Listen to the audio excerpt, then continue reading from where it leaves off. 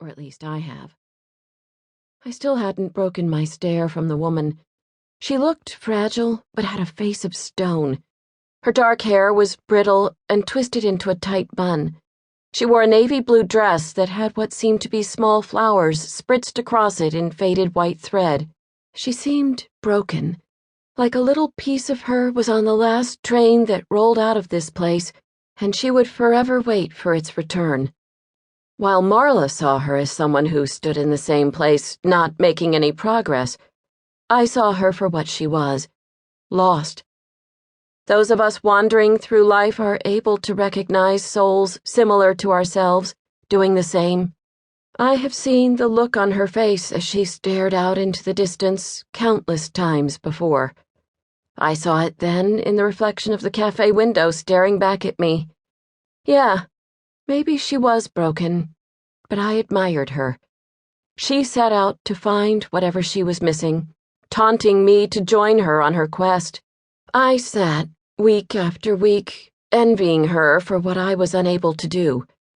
Every Saturday, I found my mind wandering to where she stood, wondering where she laid her head down at night, to whom she turned to when things went wrong. It's as if she's waiting for a train that isn't coming, like she's waiting for a call from a phone that's been disconnected for years, I said. I wonder if she knows this station is abandoned, Marla sarcastically said. Her sympathetic stare quickly faded as she continued on in conversation, leaving the mysterious woman and myself behind. I shook my head and did my best to focus on Marla's analysis of the latest book she had finished the night before. I analyzed the way that she pulled the sleeves of her shirt over her hands to keep them warm, the way that she squinted her eyes at me when she thought that I wasn't paying close enough attention. She was, and always has been, my best friend, but sitting across from her, I couldn't help but resent her for how carefree she was. I guess it had always been that way, and Marla had always been supportive of how different my mindset was, but it was only for a brief moment that I wished the woman from outside were sitting across from me instead. I can bring it next week, she said with a concerned smile. But she knew that my mind was elsewhere. Marla looked past me and seemed to be studying the wallpaper behind me. I glanced over my shoulder to find the spot where her eyes were wandering to, only to realize she had been looking at me all along. She knew what I was concerned about, and it wasn't the latest bestseller.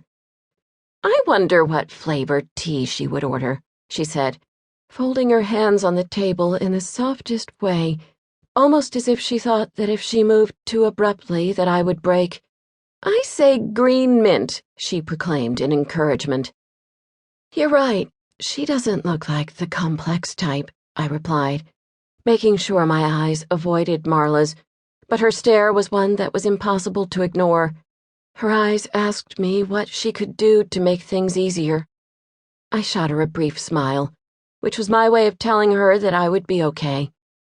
Marla reached out and grabbed my hand, giving it a quick squeeze before redirecting our gazes in the woman's direction. Married?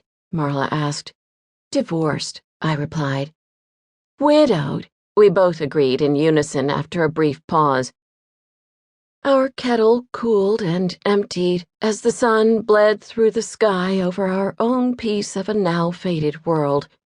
After clearing the table and absorbing one last breath of our cafe's old library book smell, Marla bunched her scarf close to her neck, gave me a quick hug with one arm, and pushed through the door, allowing the warmth to escape and be replaced with cold, dry air. Bye, Sally, she mouthed through the glass. Her eyes still had the same look. The smile on her face couldn't disguise her concern. Tucking her face into her coat, she slowly made her way into the distance until she was gone. All that was left of Marla was the faint ringing of the old bell that was triggered by the opening and closing of the door. I looked up through the glass one last time and saw her, the woman, standing there facing my direction. It was as if she pierced right through the glass, right through my skin and bones and muscles that shielded everything I